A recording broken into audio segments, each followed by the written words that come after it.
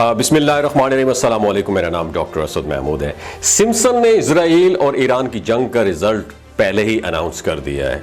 Nadreen, Simpson एक मशहूर cartoon series है जो अपनी हैरत अंगेज प्रेडिक्शन के लिए जानी जाती है, और कई बार ऐसा हुआ है जो कुछ सिम्पसन के एपिसोड में दिखाया गया वो बाद में सच साबित हो गया, चाहे वो सियासत हो, टेक्नोलॉजी की तरक्की हो या मशहूर शख्सियात की ज़िंदगी के वाक़यात हों। इसी वजह से जब सिम्पसन की एक एपिसोड में ईरान और इसराइल की जंग के बारे में कुछ मनाजिर दिखाए गए तो लोगों ने फ़ौरन इसे मुस्तकबिल की एक प्रेडिक्शन के तौर पर देखना शुरू कर दिया और एक नई डिबेट शुरू हो गई कि आखिर सिम्पसन के मुताबिक ये जंग कौन जीतेगा।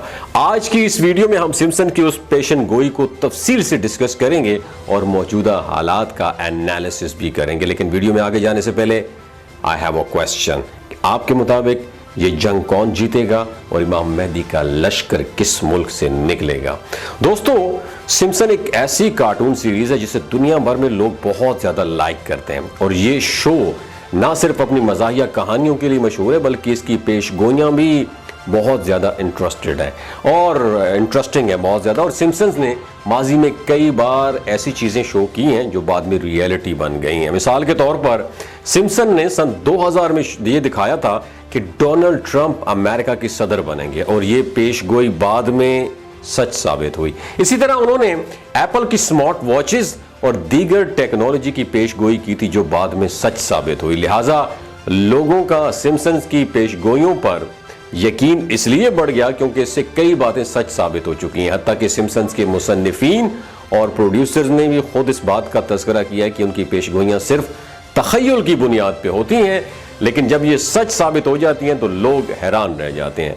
अब जबकि सिम्पसन ने ईरान और इसराइल की जंग के बारे में बहुत कुछ दिखाया है और लोग ये सोचने पर मजबूर हो गए कि क्या ये पेशगोई भी सच साबित हो सकती है। लेकिन दोस्तों, इस पेशगोई को समझने के लिए हमें पहले ईरान और इसराइल की तारीख को समझना होगा। ईरान और इसराइल के ताल्लुकात की तारीख बहुत पेचीदा है, और 1979 में ईरान में इस्लामी इनकलाब के बाद से दोनों ममालिक के ताल्लुकात खराब हो गए। इससे पहले अगर बात की जाए तो ईरान और इसराइल के दरमियान ताल्लुकात निस्बतन बेहतर थे, लेकिन इनकलाब के बाद ईरान ने इसराइल को तस्लीम करने से इनकार कर दिया और इसे अपना एक दुश्मन मुल्क करार दे दिया।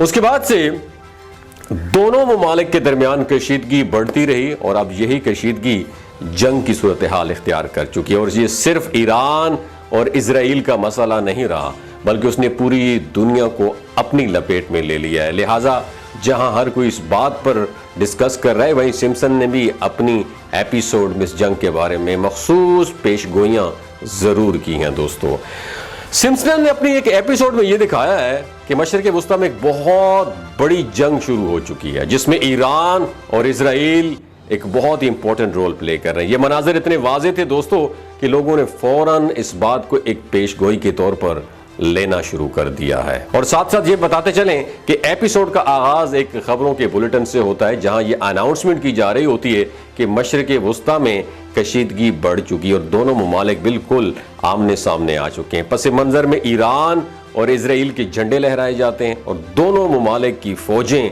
तैयार होती हुई भी साथ साथ दिखाई देती हैं। इस दौरान मंजर जंगी मैदान की तरफ मुंतकिल हो जाता है जहां ईरानी फौज जंगी टैंकों और ड्रोन्स के साथ आगे बढ़ रही हैं। इसराइल की जानिब से भी जंगी तैयारे और मिसाइल लॉन्च किए जाते हैं, लेकिन ईरानी फौज को बर्तरी हासिल होती हुई दिखाई देती है।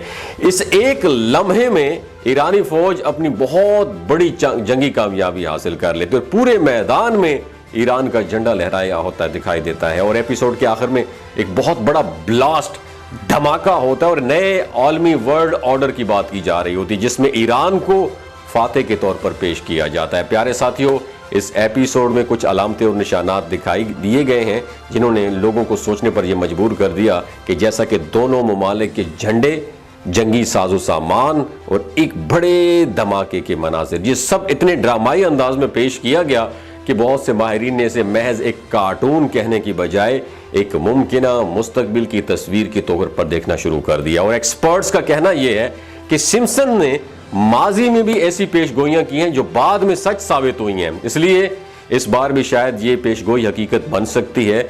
अगर आप मौजूदा हालात पर नज़र डालें तो ईरान और इसराइल के दरमियान तनाव एक नया रुख इख्तियार कर चुका है और 2024 में दोनों ममालिक के दरमियान कशीदगी इस हद तक बढ़ चुकी है कि एक बहुत बड़ा जंग का खतरा सर पर मुंडला रहा है।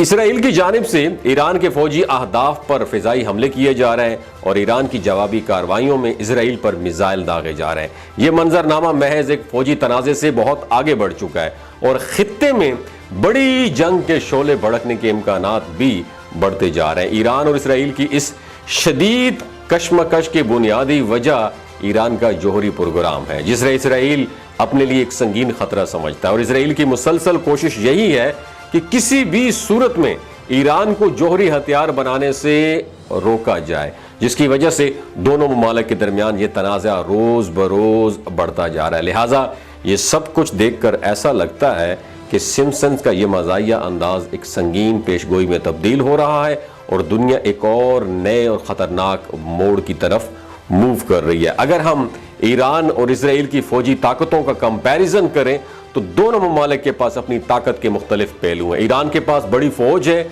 और वो मुख्तलिफ मुसल्लह तंजीमों को सपोर्ट करता है, जबकि हिजबुल्लाह और हमास जो इसे एक मजबूत इत्तेहादी कुव्वत भी फराहम करते हैं, जबकि ईरान के पास रूस जैसा पावरफुल अलाय इत्तेहादी भी मौजूद है। इसके अलावा ईरान के पास बैलिस्टिक मिसाइलों की बहुत बड़ी तादाद है जो इसे खतरनाक हथियार बनाते हैं। दूसरी तरफ इसराइल के पास जदीद टेक्नोलॉजी है और हथियार है और उसकी फौज छोटी मगर इंतहाई तरबियत याफ्ता है और इसराइल के पास जदीद फिजाइया और आयरन डूम जैसे दिफाई सिस्टम भी मौजूद है जो उसे किसी भी हमले से महफूज रखता है और इसराइल को अमेरिका की सपोर्ट भी हासिल है जो उसे आलमी सतह पर मजबूत बनाती है। अगर जंग होती है तो दोनों ममालिक की ताकतें और उनके इत्तेहादी एक बहुत बड़ा रोल प्ले करेंगे और ईरान की बड़ी फौज और तंजीमों की हमायत एक तरफ, जब इसराइल की जदीद टेक्नोलॉजी और अमेरिकन सपोर्ट दूसरी तरफ। और ये मवाजना बताता है कि अगर जंग हुई तो ये बहुत तबाहकुन और पेचीदा सूरत हाल होगी जिसका असर पूरी दुनिया पे पड़ेगा।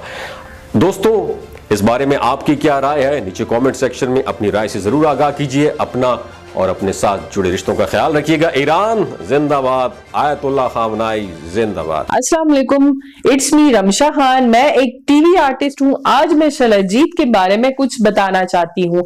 शलजीत के अंदर 85 मिनरल्स होते हैं। अगर आप चीजों को जल्दी भूल जाते हैं, मर्दाना कमजोरी महसूस करते हैं, औलाद जैसी नेमत से महरूम है, स्पर्म काउंट कम है, आप सदाबहार जवान नजर आना चाहते हैं, खून की कमी को दूर करना चाहते हैं, हड्डियों जोड़ों के दर्दों से निजात हासिल करना चाहते हैं, मोटापा कम करना चाहते हैं, तो शलजीत को जरूर इस्तेमाल करें। हमेशा ऑर्गेनिक और कुदरती चीजों का इस्तेमाल करें।